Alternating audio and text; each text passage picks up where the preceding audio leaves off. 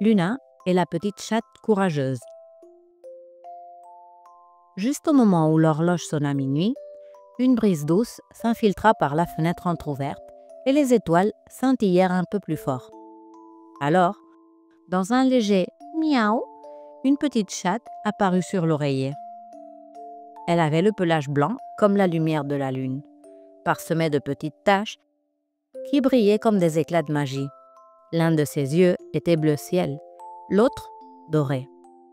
Bien qu'elle fût minuscule, sa voix résonnait claire et courageuse. « Luna, réveille-toi, les étoiles ont besoin de nous. » Luna ouvrit les yeux, émerveillée. Elle ne demanda ni comment ni pourquoi.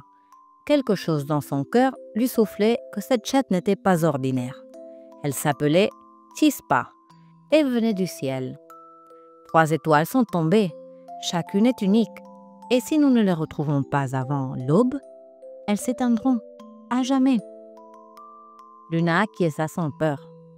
Chispa sauta sur sa poitrine, toucha son front de sa petite truffe brillante, et soudain, toutes deux s'envolèrent dans les airs, s'élevant comme des feuilles portées par la brise nocturne. Elles survolèrent des champs endormis et des montagnes voilées d'ombre. Puis, elles aperçurent une lueur bleue, faible, clignotant entre les racines d'un arbre ancien. « Voici la première !» dit Chispa. L'étoile bleue tremblait dans une flaque d'eau glacée. Sa lumière était pâle et elle semblait apeurée. « Je ne peux plus briller, j'ai froid, j'ai peur !» murmura-t-elle. Luna s'agenouilla et sans hésiter, enveloppa l'étoile dans sa cape bleue étoilée. Chispa se blottit contre elle, ronronnant doucement. Peu à peu, l'étoile bleue retrouva de la chaleur et se sentant aimée et protégée, sa lumière revint plus vive.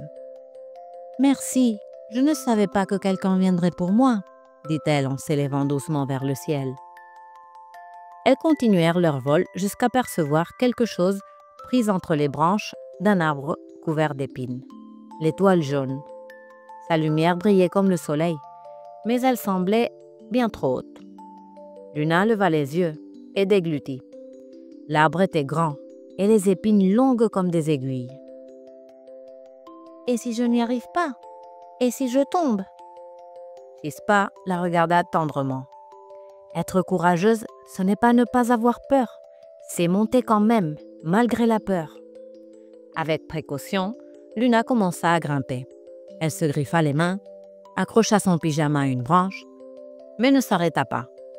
Quand enfin elle atteignit l'étoile, elle la prit délicatement entre ses mains. L'étoile jaune clignota de gratitude et une fois en sécurité, sa lumière devint chaude comme un matin d'été.